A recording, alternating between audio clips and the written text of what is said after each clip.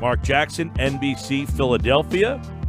As the Sixers beat the Bucks, they get, Mark, an impressive road win, and it's eluded them for a while. You know, people had criticized them about their record against the other teams in the Eastern Conference who were deemed to be contenders. But what are some of the things that you're starting to see that indicate that that could be turning around? I'm starting to see consistency from top to bottom. I'm starting to see consistency from Joel, from Ben, from Tobias. Just starting to see consistency in play and the style of play they're going to do. That's what's been impressing me lately. They need to continue it because everyone has to stay on the same page and build from this. You can't go into people missing this game, missing that game, then you never get to build as a unit. So the consistency is what I like. You know, they've added a lot of new players. You just kind of alluded to that, but kind of give some indication to our listeners. You've been traded before, what it's like and how long it takes you to get comfortable. To me, well, you never really get comfortable off the court because when you're traded, because there's a lot of stuff that goes into that, family, living, stuff like that. But on the court, to me, I've always been a big proponent of 10 to 12 games. It takes 10 to 12 games of everyone in uniform playing together, and then you start to feel how the team is going to play, the rhythm you get, the momentum. That's what's important.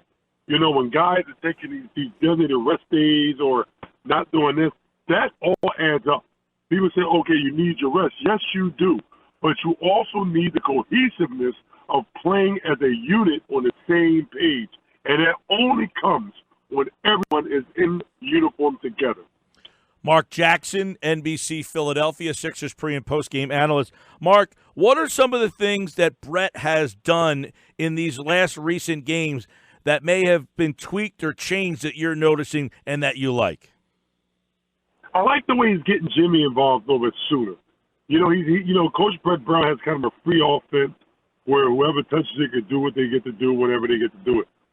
But I've been really seeing him dive in on, okay, let's get this ball to Jimmy at this point of the game.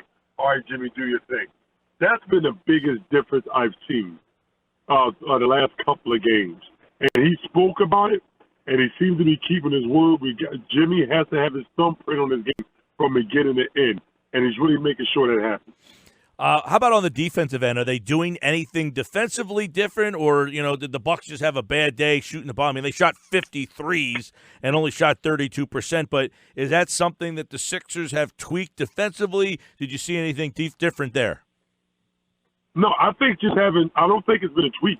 I just think having everybody in uniform help because then guys get to play their natural minutes in the position they're supposed to be played, and then it's a communication that alters how you've been playing.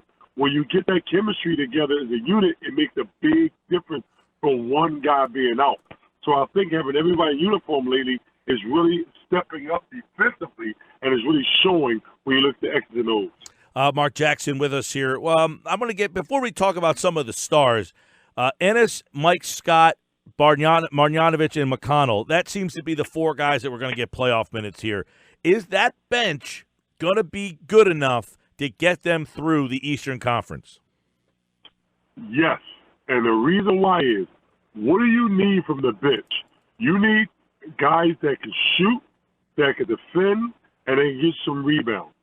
Now, keep that in mind, because the way the 76ers are made up now, you don't need no one to come off the bench to give you 15 points.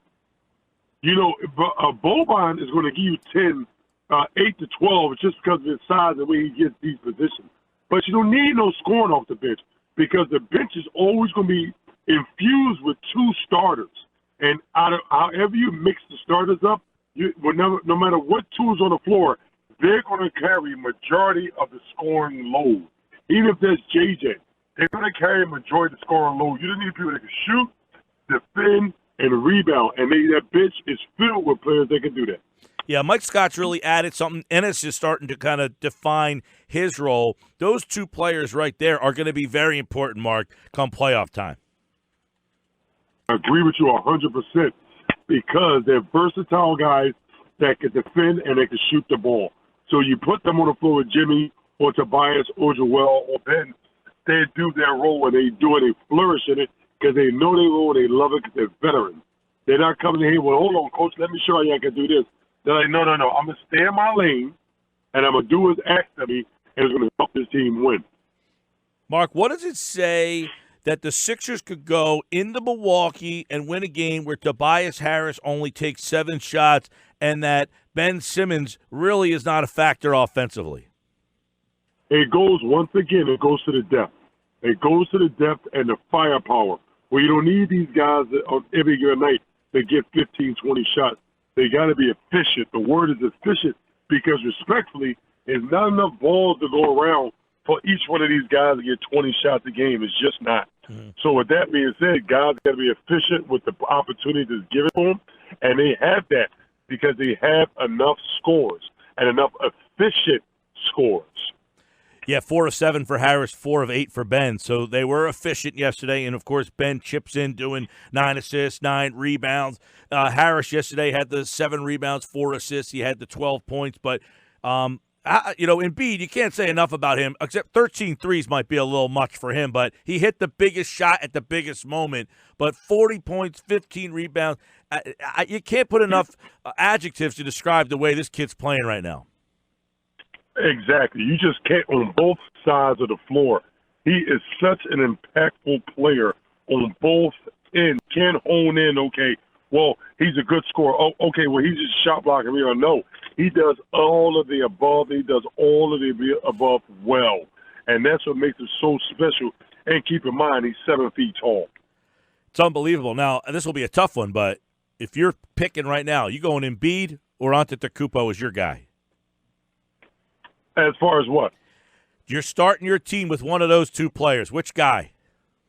Oh, come on, man. You can't do that to me, man. Oh, come on. Come on. Both players are emphatically, undeniably top 3 in the conversation for MVP votes. My question is, who would I start my franchise with? That's right. Those are the two guys on the board. I think it's a win-win either way. I'm going to leave it at that. Well, you can't go wrong with either one of those two. I mean, they're just so – for the size, for two guys who are the same height, they are so different in their games. It's amazing to watch the drastic difference between two men of the same size in terms of height. It is. But that cuts you – but think about it. That's where the league is going, though. So if you are skilled and you have some lifts, the sky is the limit. Because then you look at Kevin Durant. He's about a half an inch shorter than both of those guys. And he's a whole different player for those three. So you got 3 7-footers with 3 totally different games. I mean, think about that. That's so incredible. When you look at Milwaukee, do you like – if Philly had to play Milwaukee, they're going to have to go on the road. They're not going to catch them. Is that a matchup that you think is – one that favors Philly as opposed to, say, Toronto or Boston? I do, because I think Milwaukee just goes as far as Giannis takes them. I mean, no, that's not a shot at the other guys, but that's a fact. Giannis is the engine that drives that team. So if he has off nights and they're going to get the team with firepower, like, say, the 76ers, Milwaukee's going to most likely leave with an L. But the 76ers have so much firepower that anyone can score 25 on any given night. But if you look at Toronto, they got Kyle Lowry, they got Kawhi Leonard, they got Siakam. They have multiple scores. You look at Boston, they got Kyrie, Tatum, Horford, Rozier. Milwaukee goes as far as Giannis takes them. That's why I think for the Sixers, I think if I'm picking a team, I want to see Milwaukee. What do you think is to be learned from Wednesday night? I know they play Charlotte Tuesday, but everyone wants to see Boston. How far have they come? There are this record against Boston. Is Wednesday night, how impactful or important is that for you? Or is it just, hey, if they win it, great. If they lose it, they're still going to be in the third spot? No, I think it's important. I think it's important going into the playoffs. It's statement games. There are statement games. Yes, a Milwaukee game is a statement game. Boston will be a statement game going into the playoffs because most likely you're going to see one or both of these teams. So you have to go through them. So why not start it now? Have them thinking about it now. Don't give them no MO to say, oh, okay, well, if they beat us, well, this is how we did it. No. You take this L and you remember this L for when we see you in another 3 weeks in the playoff.